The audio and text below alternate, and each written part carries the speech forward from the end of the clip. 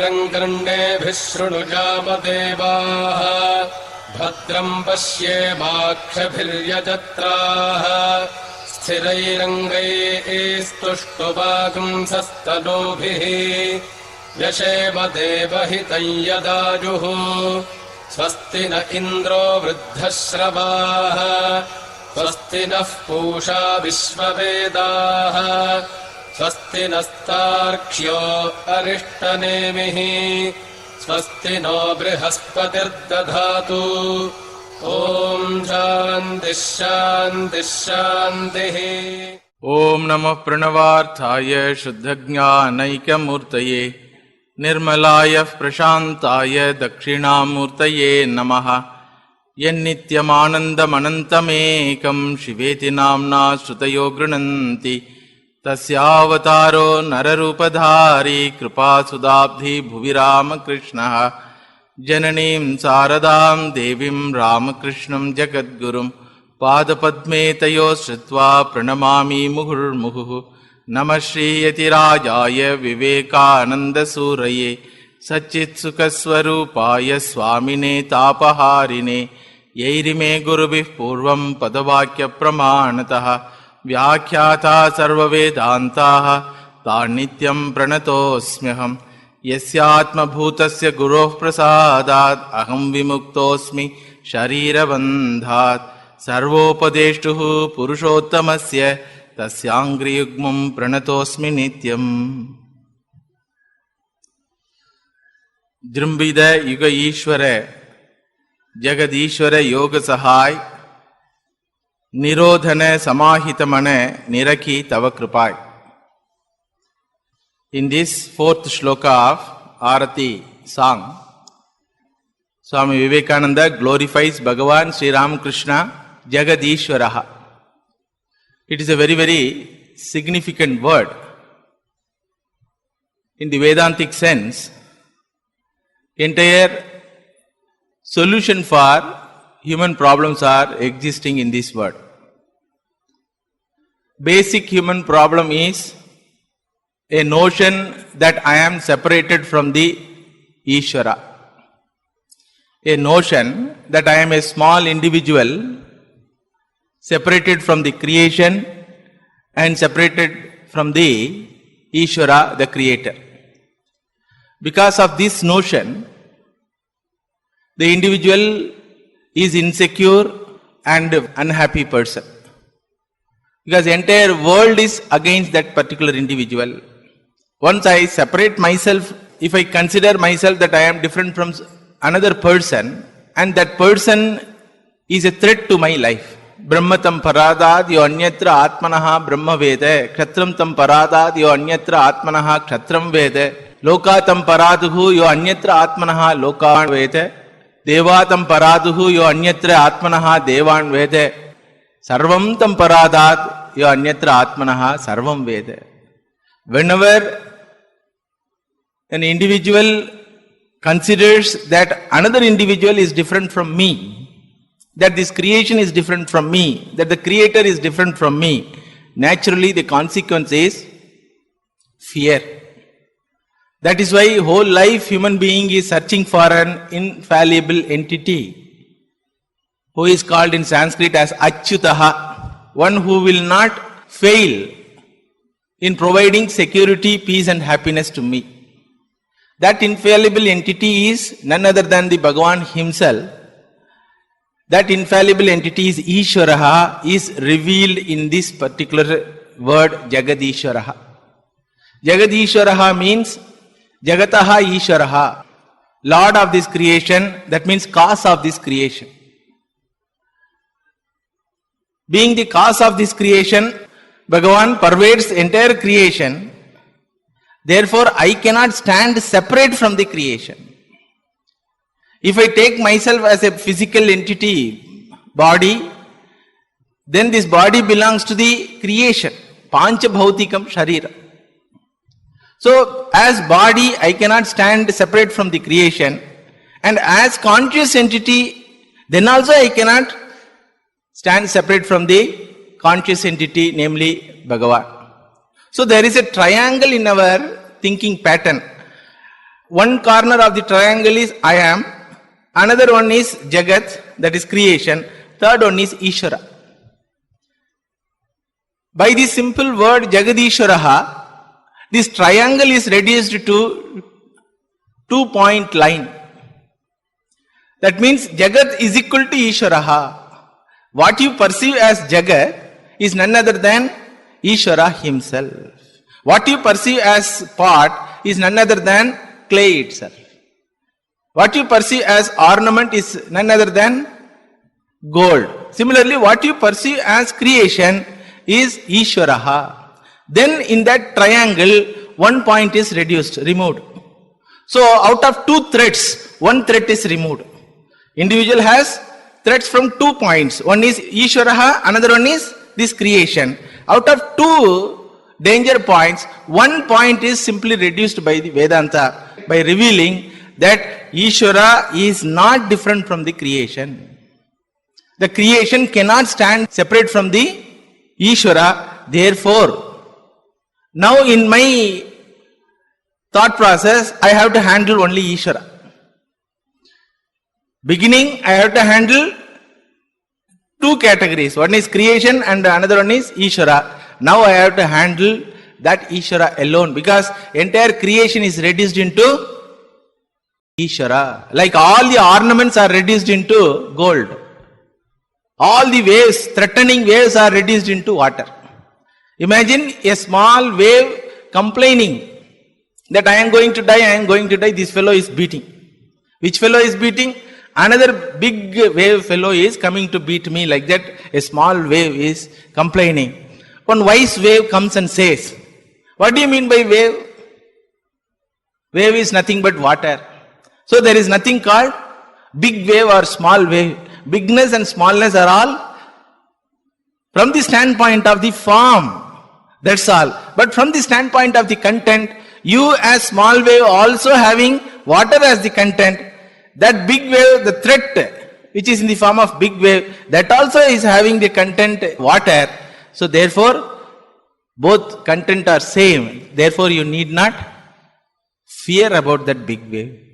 This is the revelation given in this simple looking word, Jagadishvaraha. So by understanding this, entire life becomes a life of security, peace and happiness. When we find that Ishvara is infallible entity, therefore only he cannot be threat to me.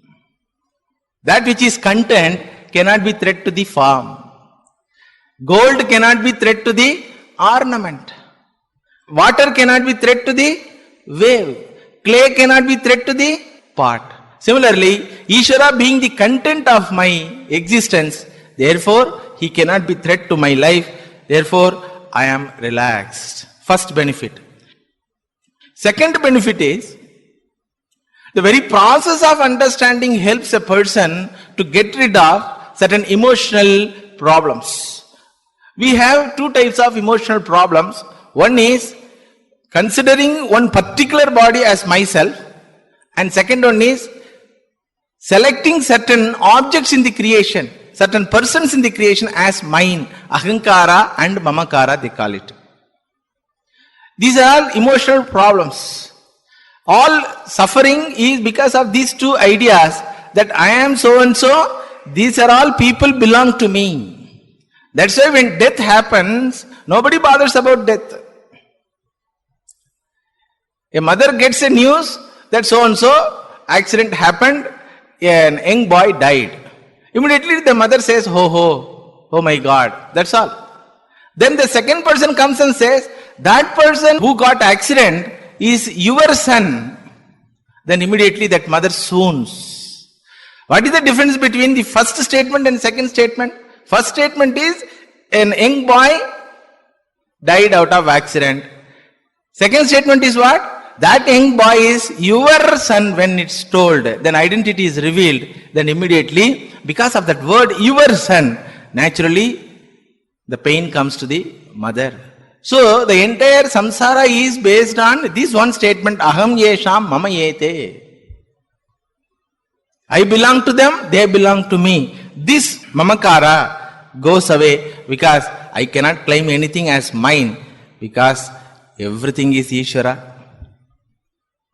If everything is Ishvara, which part I will claim as mine? Therefore, the second benefit is the individual, the seeker, is free from ahankara and mamakara.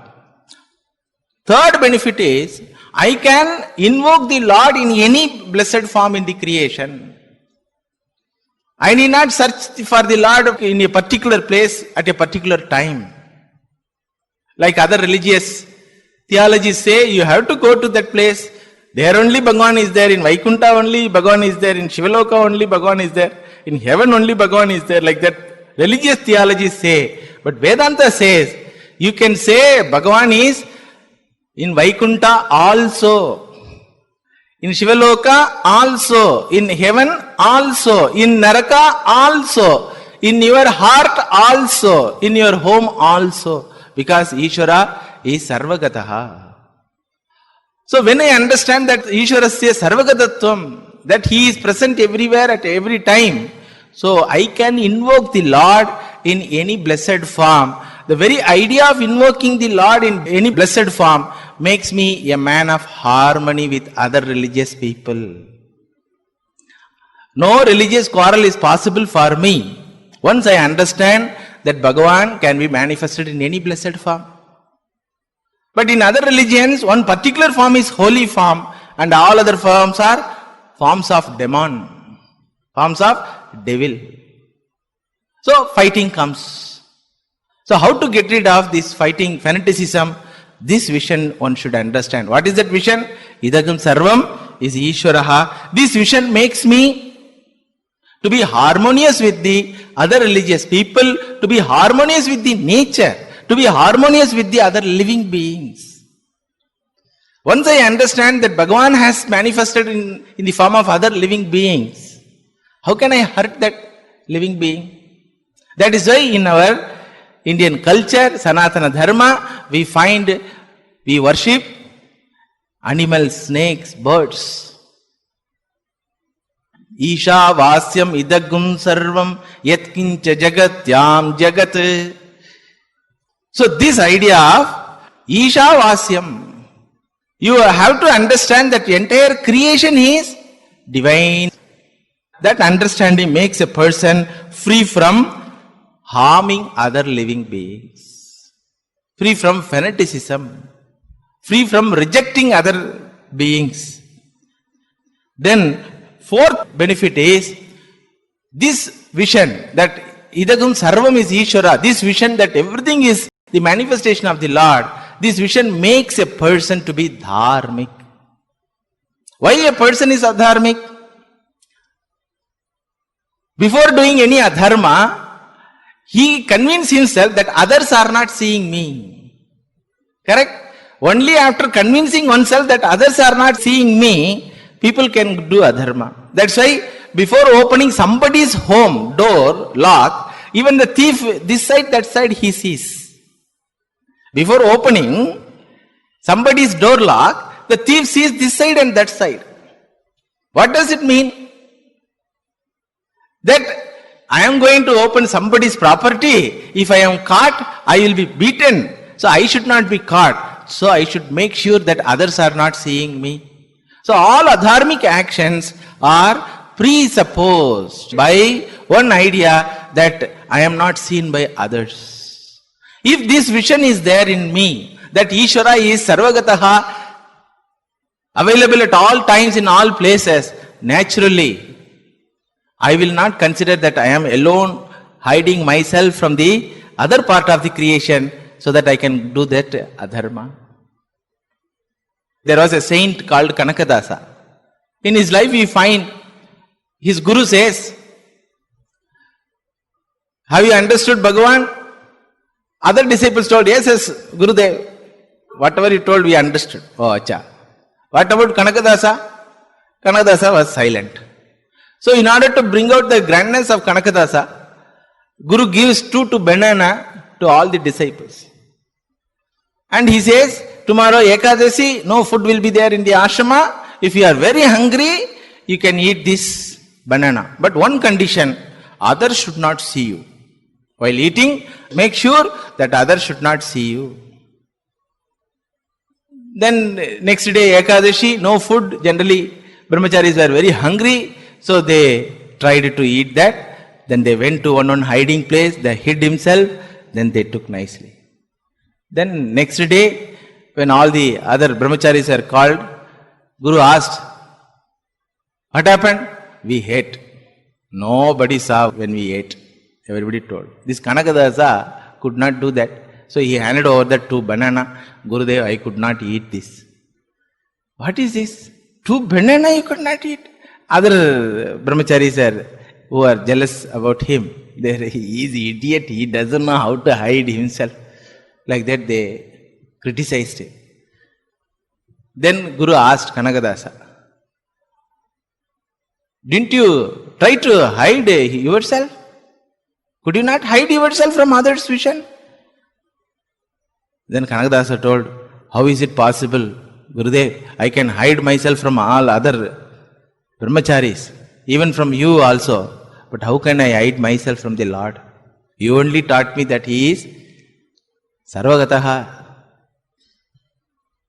So this vision makes a person to conduct oneself with dharma.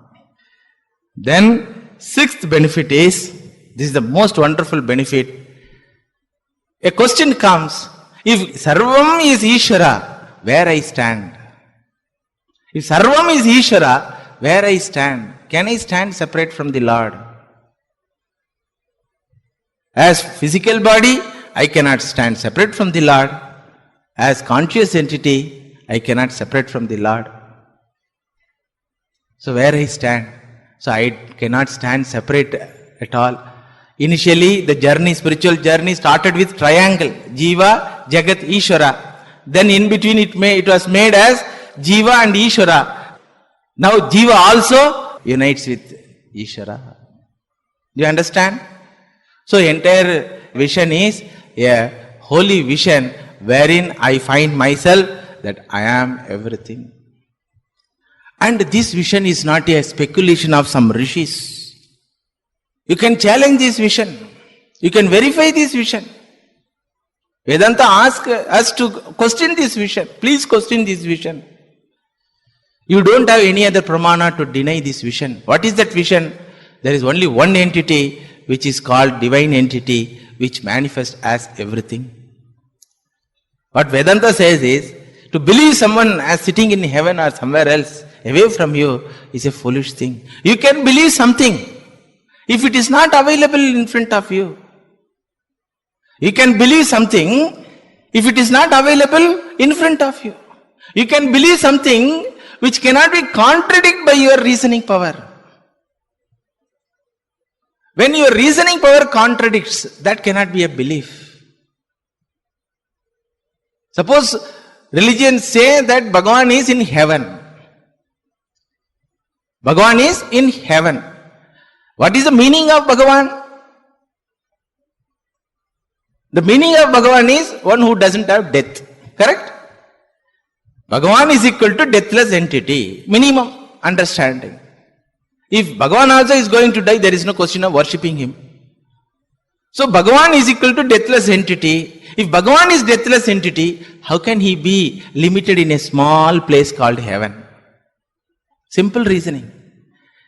Anything which is eternal should be available here and now. I am subject to death because I am limited by earth. Bhagavan also is limited by the heaven. If I am going to die, Bhagavan also will die. So the reasoning contradicts these religious ideas. When religions say Bhagavan is in heaven, what is the meaning? Heaven only.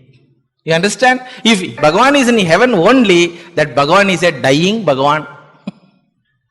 That's why Vedanta says, when Shastra says that Bhagavan is in heaven, you have to add one more word, what?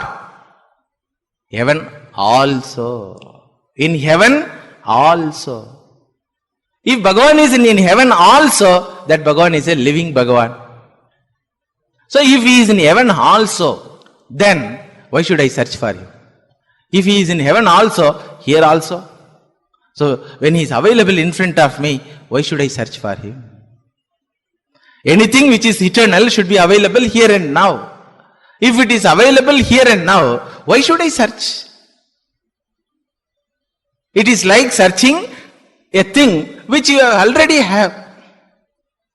In our parampara, they used to tell one joke. A fellow went to purchase donkeys. 5 donkeys he purchased. While coming back, he sat on one donkey and came back and reached home. As even he reached home, he counted donkeys, whether all the donkeys have come. So 1, 2, 3, 4. Hey, 1, 2, 3, 4. One is missing. One is missing. Like that he shouted. His wife came out. She asked, what happened? No, 5 donkeys I purchased, but now I could see only 4 donkeys. Wife told, I see 6 donkeys. I see 6 donkeys. This fellow is sitting on the 5th one. So keeping something always with us, searching for that entity is called foolishness.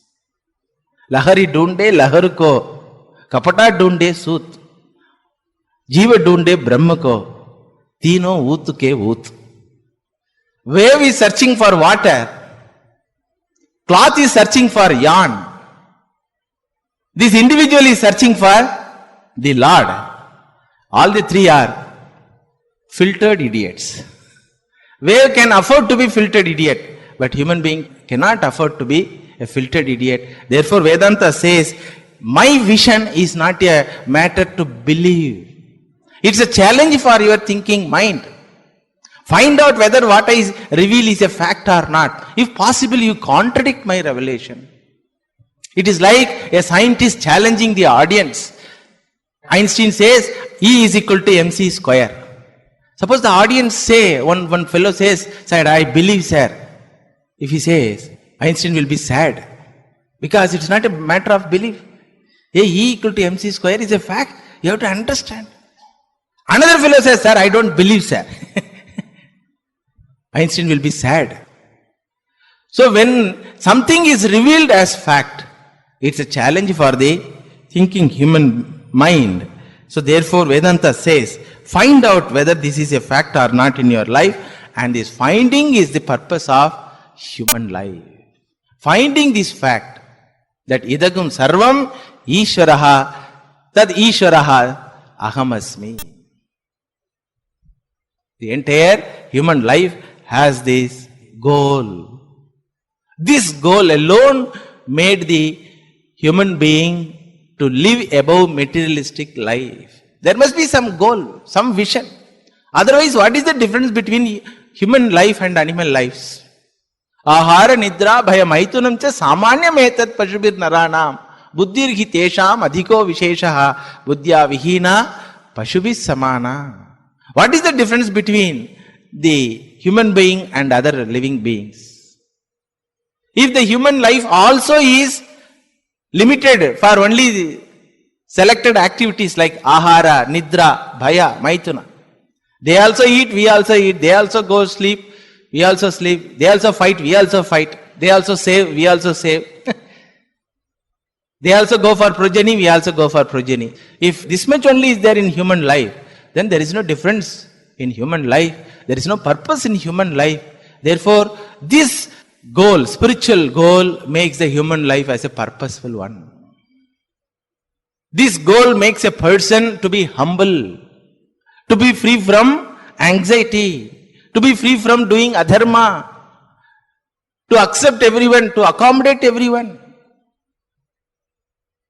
Then the human society becomes a society wherein people can live with peace and happiness and security. When humanity forgot this ideal, because of so many reasons, if you study the history, 3 people joined together, businessmen, rulers, and the clergies, religious leaders. They joined together and they wanted to have supremacy over the countries of the world. So they went for colonizing every country. They went for colonizing all the other nations, all the other cultures. If I have brutal power, I can conquer any nation, any culture. There is nothing called dharma or adharma. One group was telling. Another group was telling, God has asked us to conquer all of you. Religious group was telling that God has given commandment to conquer all the other nations. There was a Pope Nicholas V in 1452. That Pope gave a decree. Go and conquer all the other nations whoever don't believe in Christianity and the message of Christ. Papal bull was given as a sign of authority to Spanish king Alfonso V, and that fellow got, see, once there is a greediness in human mind, and that greediness was justified by divine command from a religious authority. So the king took it as a divine authority. He sent warriors to go for search of nations wherein this culture, Christian culture, was not spread. So they can enslave that country and culture and destroy. That is the authorization given by religious leaders. And in 1493, Columbus discovered the place called America. He offered the entire continent to the king. And king offered it to the Pope. By the time another Pope has come, Pope Alexander IV, he also gave authorization. Yes, what you did is right. Destroy all other cultures. Then colonization started.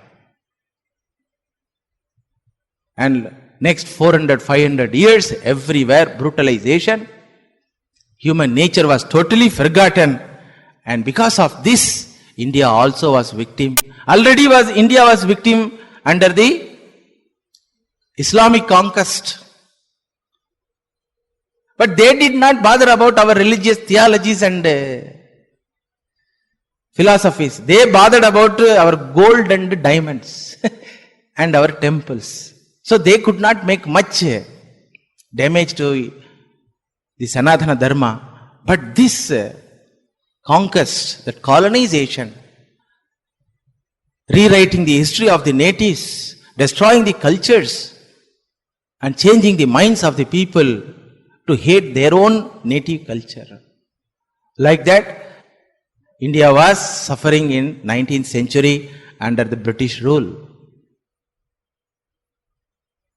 And there was one Macaulay who found out the strength of this entire culture as scriptures.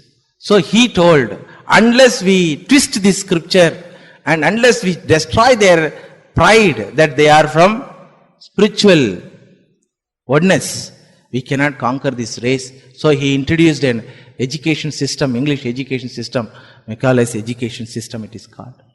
What is the teaching of that education system? Goal of life is enjoyment. Goal of education is employment. Not knowledge. Goal of life is enjoyment. And all the scriptures, Indian scriptures are mere hearsay. These are all written by some fellows who want to have a pleasant life at the cost of others. Like that misinterpretation. One side. Another side, in 19th century, entire world was on boil. Full of fire, full of hatred, full of chaos. Wherein materialism was propagated as the solution for human suffering. Science was propagated as the problem solver. Materialistic conquest, scientific inventions have come and they threatened the very existence of God. Is God necessary? Is God necessary? There was one Darwin. He could explain the entire creation, evolution of this creation in a materialistic way. And might was the right. So there were a lot of questions in the mind of people. Whether God exists or not. Should we worship Him or not? What is the benefit of this worshipping? What is the utility of this all age-old scriptures, Indian scriptures? So at that juncture, wherein confusion galore existed, Bhagavan himself has taken the form of Sri Ramakrishna, and in 1836 he incarnated in this India. That's what Swamiji says, Jrimbita Yuga Ishvara. Another word in the same shloka. Jrimbita Yuga Ishvaraha. You are Yuga Ishvaraha. You have come to this modern age and selected India as the birthplace in order to demonstrate the validity of Vedic scriptures, in order to spread this spiritual goal, initially to the Indians, then to the entire world. Because we are the custodians of this knowledge. We were the teachers, spiritual teachers. All along history, India was a teacher for the entire nations, all nations. It never went for any conquest. It never destroyed any cultures. It only taught. With love and affection, it taught its spiritual ideals. They came and embraced the culture. China, Indonesia, all Asian countries embraced this Indian culture out of love and respect, never out of brutality or war or conquest. Even though we did not go for conquest, because of this external pressure, because of this confused situation, Indians have forgotten this spiritual ideal. Even though we were the custodians of the spiritual ideal, Indians have forgotten this spiritual ideal. Swami Sharadanandaji Maharaj, while writing the biography of Bhagavan Sri Ramakrishna, he analyzes the background in which situation Bhagavan has manifested. He says, Indians relinquished spirituality and renunciation as the goal of life. Indians thought that material prosperity and sensory life as the goal of life. India's ancient Gurukula system, Brahmacharya system disappeared. Indians thought that Vedic civilization, Vedic culture are primitive. They forgot their own culture, history and glory. For materialistic prosperity, they had to depend upon other people who conquered them. Thus, neither spiritually nor materialistically, Indians were prosperous. Therefore, imitating the West started. So whatever West told, that is the Veda Vakya. Now also you see, if West has one particular design of a cloth, immediately all our fellows will have it. Same imitation continues. So imitating the West started, and Western politics, Western sociology, Western idea of women's empowerment became the goal of society. Therefore, all rituals, Vedic rituals are forgotten, traditions are forgotten, worships are ridiculed, and religious study was considered as a time pass. English education was considered as a really worthy thing in life. What is the goal of that education? Getting campus selection, employment, that is the goal of education. What is the result of this conversion? Sharadanji Maharaj says, the result is inner emptiness and frustration. How can India survive without her religion and spirituality? Sharadanji Maharaj asks, how can India survive without her religion and spirituality? Swami Vivekananda asked a question, will India die? Will India die? India won't die, because all the while she was holding an eternal entity, namely Bhagavan. Even though India has gone through 1,000 years of slavery, still it is alive. No culture in the world can survive 1,000 years of slavery and persecution. But India survives. Not only India survives, India is flourishing. Swamiji asked this question, what is the secret? What is the secret that beaten person is alive, one who bet is died? India was beaten, India is alive. Whoever has beaten India, all fellows have gone. Iraq, Persia, Turk, Afghanistan, Mongols, British, French, Portuguese, Spain, all have gone. So what is the cause? What is the strength of this survival? Swamiji says, because India, with all her faults, India was holding the Lord. And that holding was shaken in 1835 by Macaulay's education. The next year, the solution comes from the divine in the form of Bhagavan Sri Ram Krishna in 1836.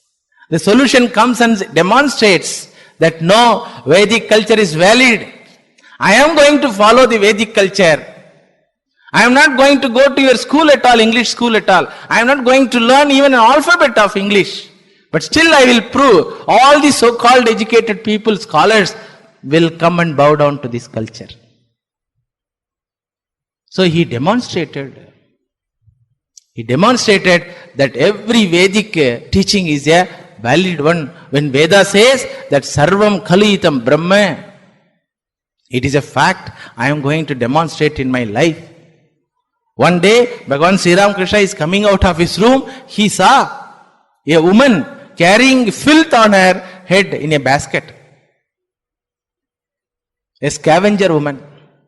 Sri Ram Krishna goes there and stands in front of her, bow downs to her, fall at her feet, and he says to that lady, Mother, you are veritable divine manifestation.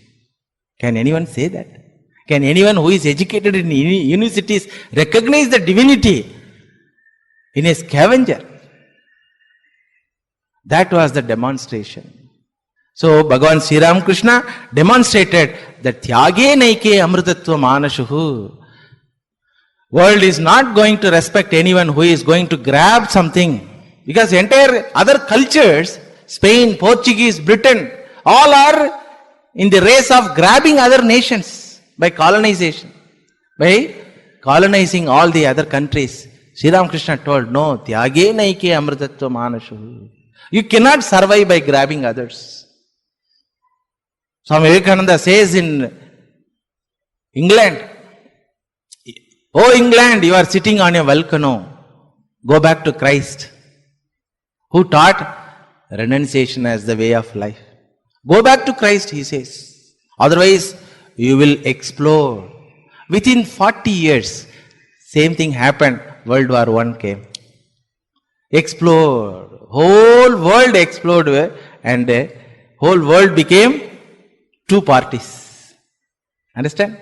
So much of human misery because of this greediness. Bhagavan Sri Ram Krishna demonstrated in greediness there is no happiness and prosperity and peace in society. If you are a man of renunciation, you will be happy, secured and peaceful. Society also will be peaceful and secured.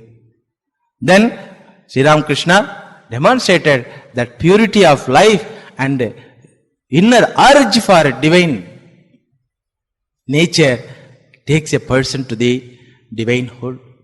You need not read any other scriptures. You need not be a scholar. If you are pure, if you are dharmic, if you are truthful, then Bhagavan comes and reveals to you. So lead a simple, pure and devoted life. Like that, Bhagavan Sri Ram Krishna demonstrated through his life and teachings. That's what mentioned in this shloka. Jrumbhite yuga Ishvaraha. Hey Bhagavan, you are not only Jagad Ishvaraha, you are not only the cause of this creation. You have manifested as the incarnation in this modern world. When humanity wanted you, when humanity wanted spiritual ideals for its survival, you came and demonstrated all those spiritual ideals. Jrumbhite yuga Ishvaraha. How you know this secret that I am everything that I have manifested in the form of Sri Ram Krishna? How you know? Swamiji says, Tava Kripaya. By your grace I could know. Niraki. Niraki Tava Kripai. Niraki means, it's a Bengali word, Nirikshe. Aham Pashyami. I see the fact. In later days, Swamiji declares to the world, Sthapakaya cha dharmasya Sarvadharma Swarupine, Avatara Varishtaya, Ramakrishnaya Te Namaha. Of all manifestations of the divine, this manifestation, which is in the form of Sri Ramakrishna, is the highest one, because this was full and full sattvic manifestation. All other avatars were endowed with sattvic quality, but they expressed tamasic and rajasic quality in their transactions. Krishna killed millions of people. Rama killed millions of people. But Sri Ramakrishna could not harm even orally. With stick they wanted to change the world. Rama and Krishna wanted to change the world, wanted to change the adharmic people with stick, with bow and arrow.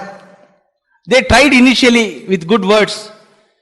When they found these good words are not going to work, immediately what they did? They used the weapon. They used the weapon. They destroyed the person who was adharmic. Ravana, Kumbhakarna was destroyed, but their evilness was not destroyed.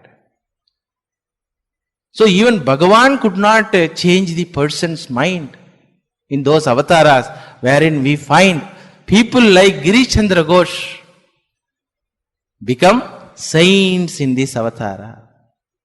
So out of three qualities, Tamoguna, Rajoguna and Sattva-guna is top one. Ramakrishna Avatara being a Sattvic Avatara, therefore Swami Vivekananda declares to the world of all manifestation, this manifestation is wonderful. What is the use in killing Ravana? What is the use for me? Okay, Bhagavan killed Ravana. What is the use for me? For you? It will be a story. Bhagavan killed Ravana. Okay, next. You will ask. He killed Kumbhakarna also. Okay, next. Same fellows came as Shishupala and Dantavaktra. He killed them also. Okay, next. Okay, next. So what? He killed all these adharmic people. So what? What is the benefit? But this question he cannot ask in Sri Ramakrishna Avatara. Because there will not be a story at all that he killed so and so. So when you talk about Sri Ramakrishna, how you will talk? He practiced spiritual disciplines. He cried for Divine Mother. He had vision of Divine Mother. And he taught his disciples how to cry, how to see the Lord. When his life is explained in this way, can you ask, what is next? Can you ask this question? You cannot ask this question.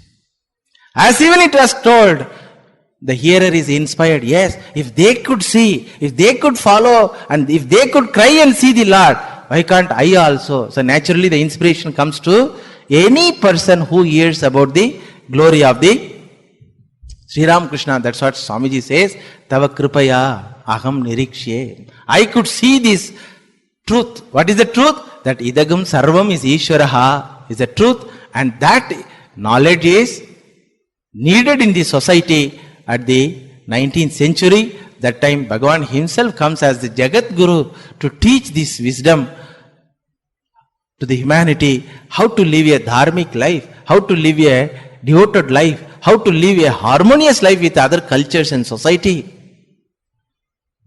how to practice all the spiritual disciplines. All these things were taught. Therefore he was called Yoga Sahai. If you know the shloka, you will enjoy this class. There Swamiji explains Sri Ramakrishna as Yoga Sahai. You are Yoga Sahayaha. You help the people who want to be spiritual. You help the spiritual seekers in finding the truth about oneself, truth about this creation, truth about the Lord. He Drambita Yuga Ishvara, He Jagadishvara, He Yoga Sahai. 3 epithets he gave.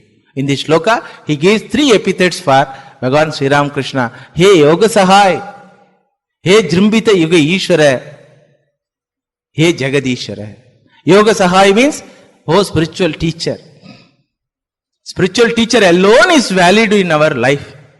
Even Bhagavan is not having any validity in our life. If Shastra says that Bhagavan is Sarvajnaha, Sarvashaktiman, Okay, I am suffering. He has Ashtalakshmi. Okay, I am suffering. You will tell, okay only. So it will not appeal to me. When he is told that he is going to be the teacher for you to find out your own treasure in your life. Oh, is it so? Then you cannot say, okay, what is there for me? You cannot say. Suppose both of you standing on the road, pointing out a person who was going on the road. Friend says, do you love him? What you will tell? You will ask a question. Who is he? Who is he? So you cannot love anyone without knowing who is he. So your friend says, he is an advocate. Aha, okay.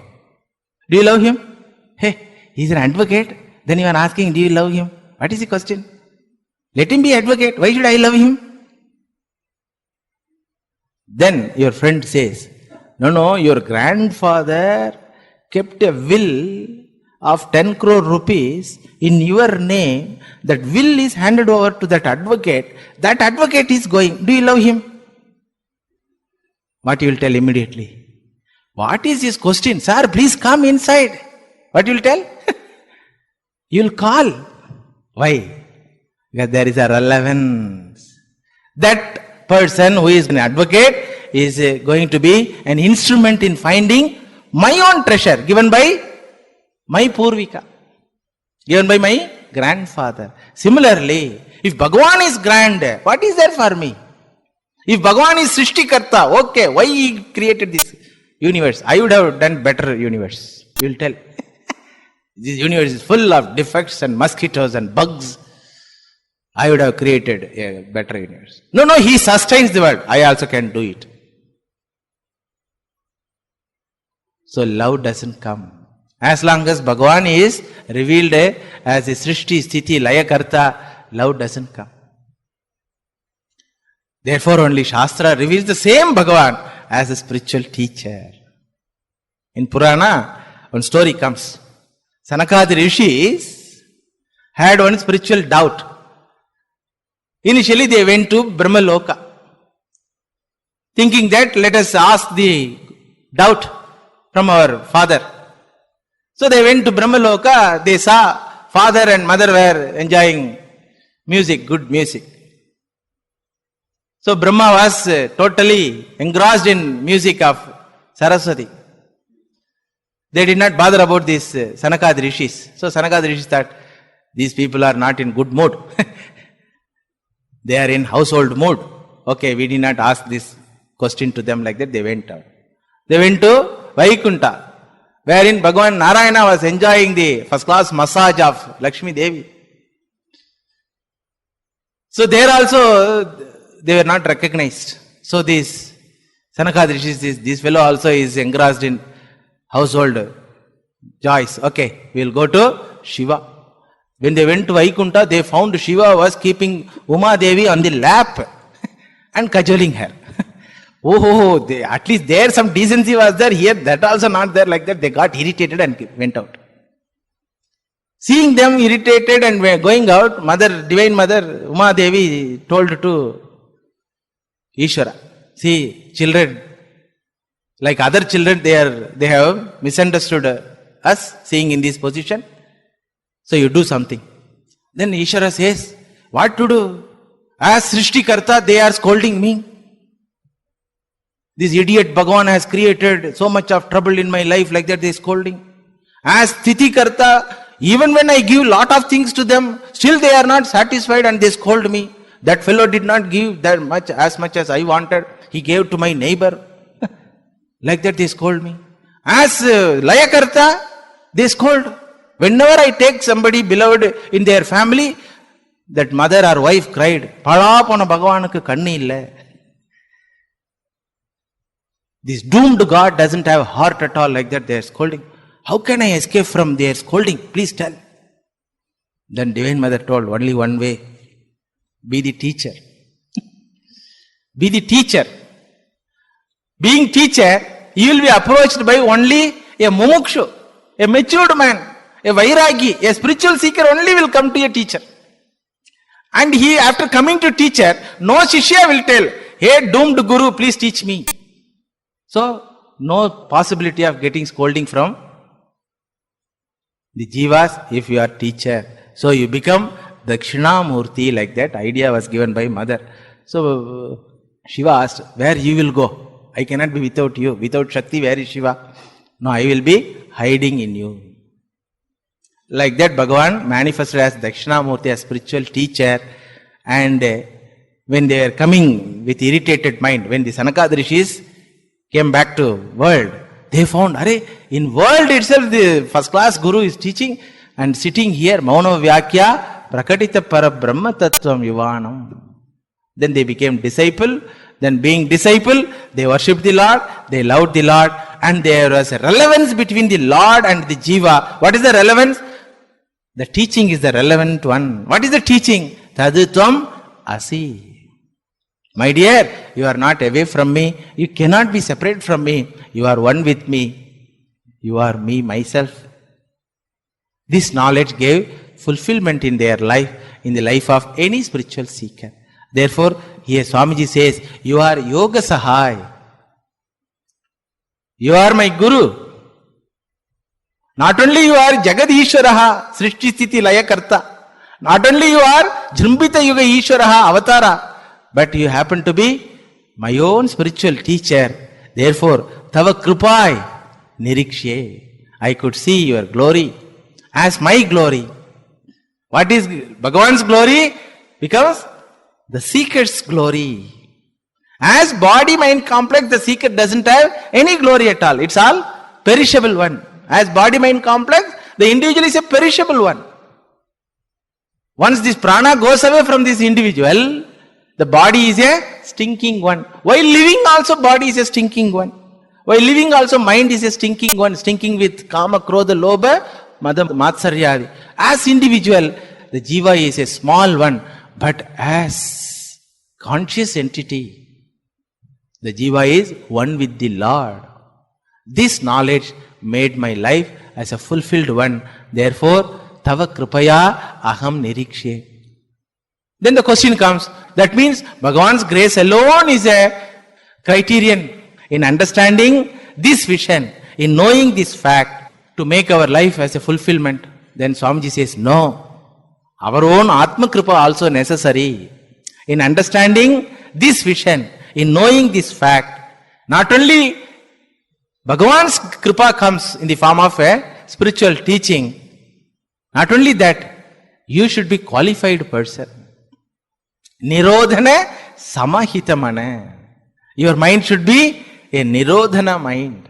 It should not be an extroverted mind, running after small things. It should be a withdrawn mind, samahita mana, with a mind which is pure and concentrated in spiritual journey.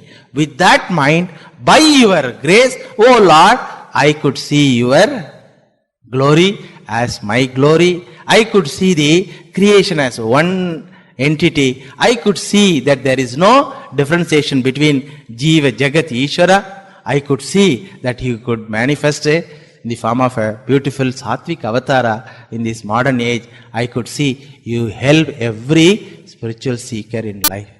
That is the meaning of this fourth shloka. We will see meaning of fifth shloka in the next class. Every shloka is full of Vedantic teachings. Swamiji could not express these ideas in Western world because he found that they were not qualified. But when he came to India, he poured all his understanding, all his gratitude in the form of this particular poem, which we sing as Arati song. If we keep this understanding in the background of our mind, we will enjoy the prayer. Niranjanam nityam anantarupam bhaktanukampadzda vigraham vai Ishāvataram parameshamīdyam tam Ramakrishnam Sharasa namāmi.